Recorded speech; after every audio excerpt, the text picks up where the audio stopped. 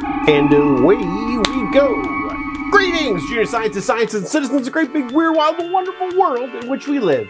As always, I'm your humble science communicator, the Great Orbax, coming to you from the Department of Physics at the University of Guelph, and I'd like to welcome you to our October 2024 Stargazing Guide.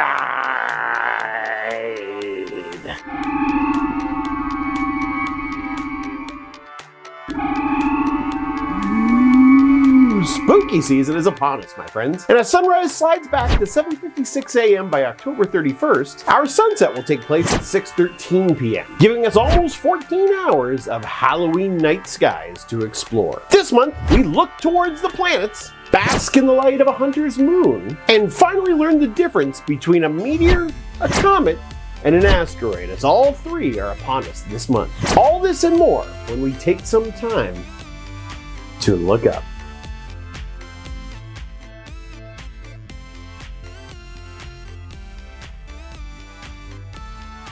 This month, Venus will be bright and visible in the southwest as the sun sets, and by the end of the month, we'll be up for the 90 minutes after sundown. Saturn will have good visibility this month, already up in the sky in the southeast after sunset, and visible into the early morning, while Jupiter will appear low in the east a few hours after sunset, but will rise as the night goes on and throughout the month.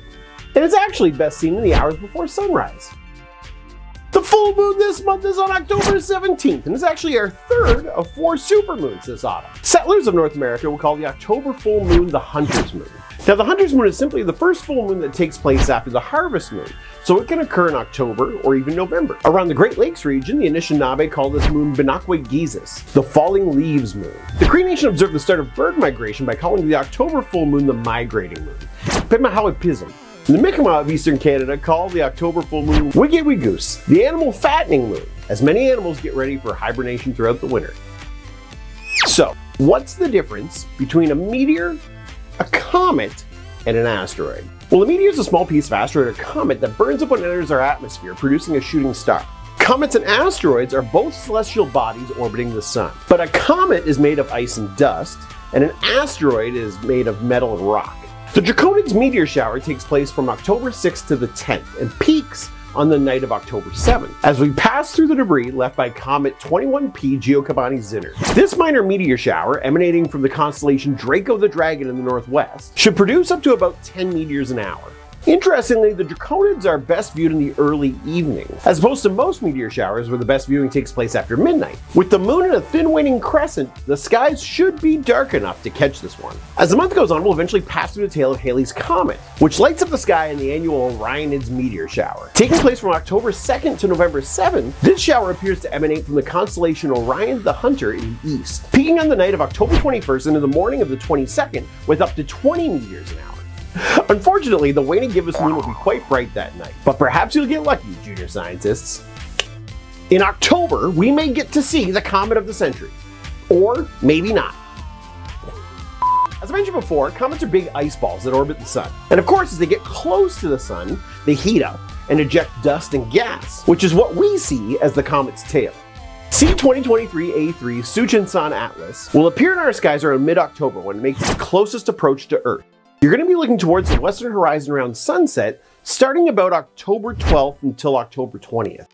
As the month goes on, it may rise in the sky over the horizon, but it also might not. See, the thing about comets is what we mentioned before. They're ice balls that are basically falling apart in space due to the sun's heat. Some think C2023A3 may outshine the moon and be so bright that you can actually see it during the day. Others think it might be as bright as Venus or Jupiter, but it could also shatter into pieces, disappearing from our skies altogether.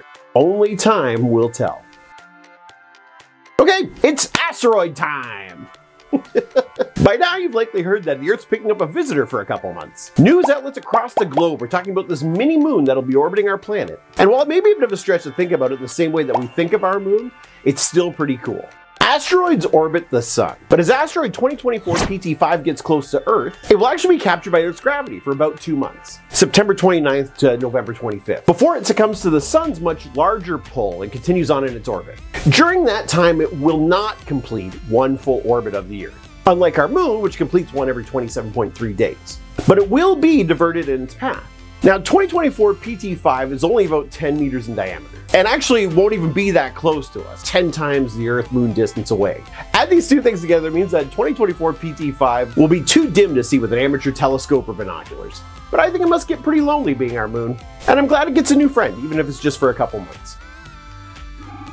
Well, October has proven to be jam-packed with events, some we can see and some we can't. But that's one of the great things about stargazing. What we can observe is only the smallest fraction of the incredible dance of the cosmos, all of which is waiting there for you.